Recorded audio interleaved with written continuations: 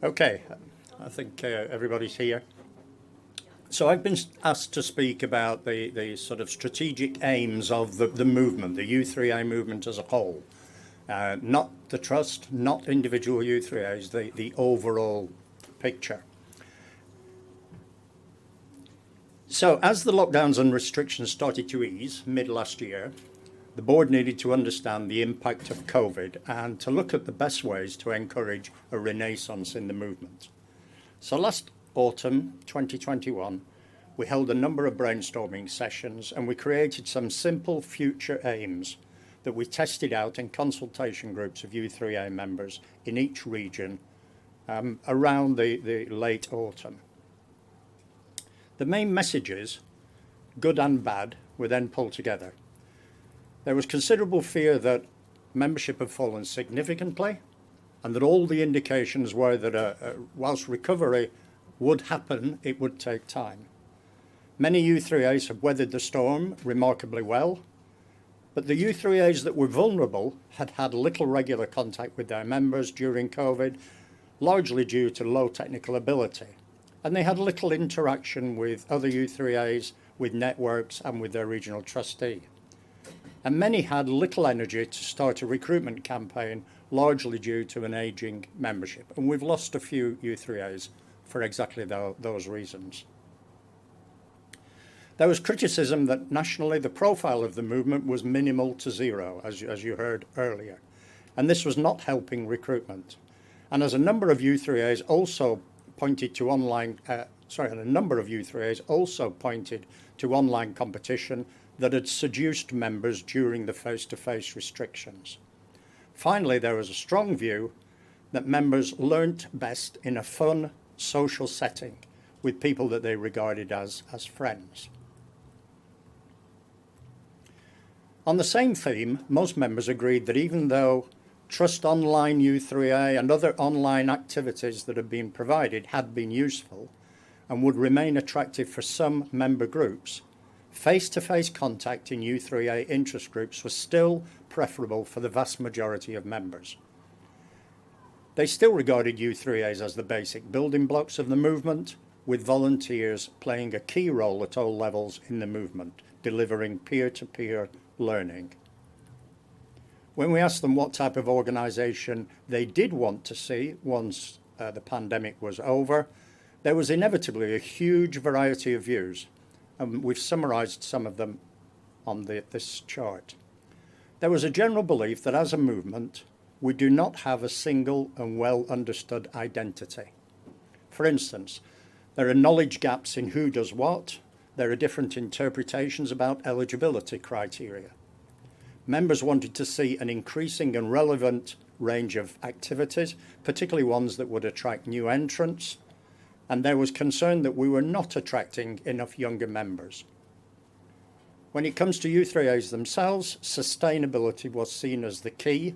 Stable membership levels, not necessarily growing, but stable membership levels and financial stability with the right skills readily available, these were what was seen as key to creating well-managed u3as.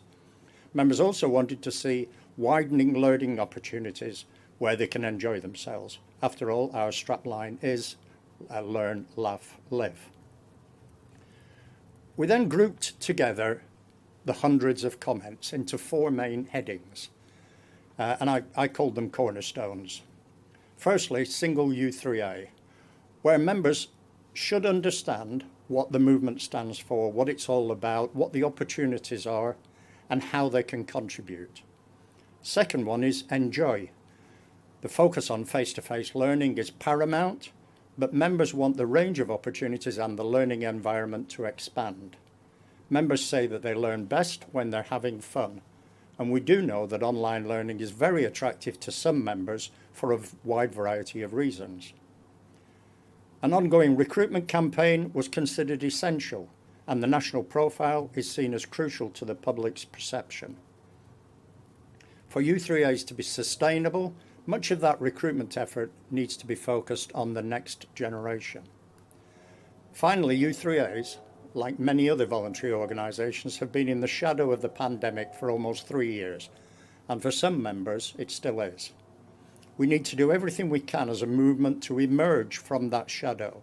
And particularly with a limited marketing budget, one of the best ways is to join forces with other like-minded organisations at all levels to get our profile known and our voice heard. Let's look at each of the cornerstones in a little more detail. I mentioned earlier that the best sustainable u3as are those that are able to regenerate themselves regularly, ensuring that the necessary skills are available with an energetic leadership team and participating membership. People usually want to know what they're joining, and clarity about what we stand for is itself an attraction to recruitment. There has already been a tremendous amount of work done to help u3as mount recruitment campaigns, and the most successful campaigns have been those which targeted specific recruitment sources, for example, pre-retirement courses. But many u3as point to the need for a wider national profile and more focus in recruitment. Let's look at the enjoy cornerstone. I would estimate that over 90% of current learning is through local u3as and their interest groups. And personally, I don't see that changing greatly in the foreseeable future. However, when Trust u3a, the online u3a, was set up in 2020, it quickly attracted over 1,000 members. And there are still around 30 joiners per month, taking part in about 80 online interest groups, ranging from Egyptology to Zentangle. Many ordinary u3a members still choose to take part in online workshops as part of the National Learning Programme. And as I mentioned earlier, online competitors like Murphy, Skillshare, 360 Learning, these are all competitors and they're still quite popular. This chart shows not just u3as and online groups, but the wide range of learning opportunities that are also currently available. How many u3as have reciprocal arrangements with neighbouring u3as? How many members attend regional and network study days? How many group leaders seek advice from subject advisors? How many members are aware of opportunities in research, shared learning, and u3a-wide projects such as the High Street Project? Of course, some u3as publish these opportunities, but regrettably, many do not. So we have a lot of work to do to increase awareness and provide enhanced opportunities for those who want it.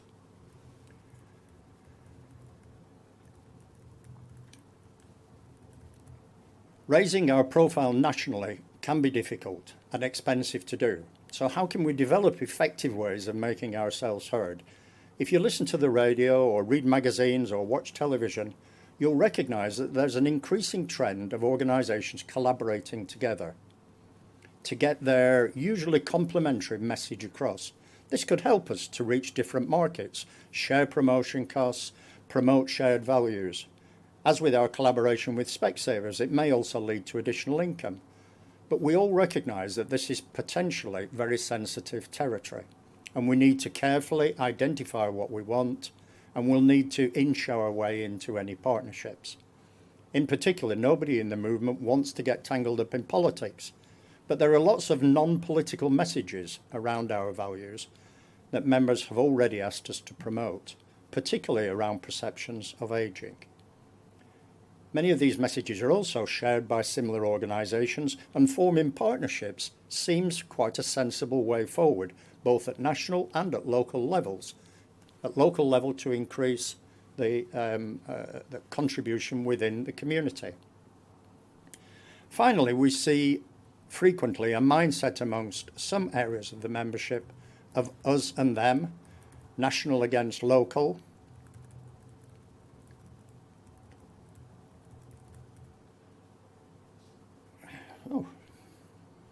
page has jumped, apologies. National against local, online against face-to-face, even u3a against u3a. The u3a movement is highly democratic in that all of our decisions are taken by u3a members, as we've discovered this afternoon, and all u3a members are volunteers. The Third Age Trust is an umbrella organisation that encompasses all aspects of the movement, both board and u3as.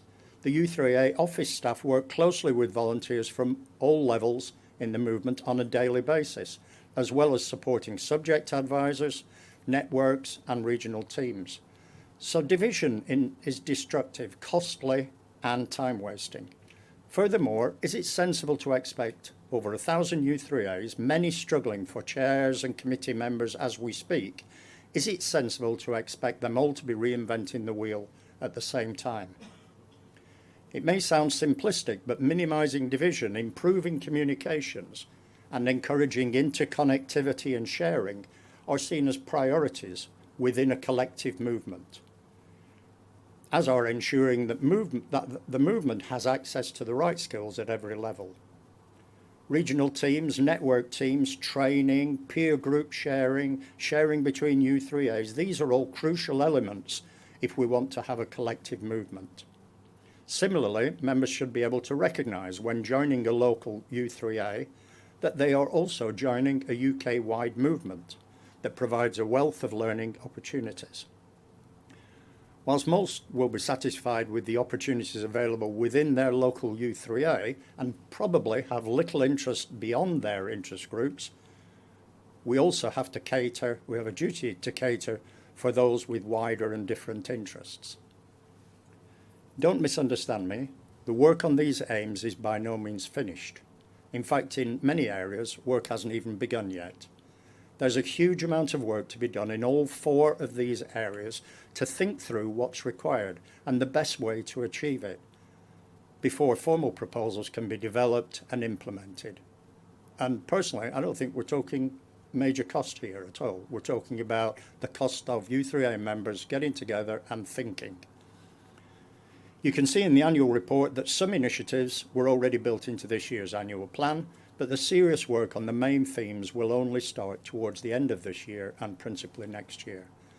There are various committees and working groups, all made up almost entirely of u3a members from around the UK, and they will be looking at specific areas mentioned today and working up specific proposals. They'll then be holding further consultations early next year on various ideas before proposals are turned into actions. There's much more information available in the annual report, and we're also looking for members who can take part in these discussions and consultations and support the development of these strategic aims. This presentation will be made widely available throughout the membership, and there's a dedicated open email address for comments at strategy@u3a.org.uk. Thank you very much indeed.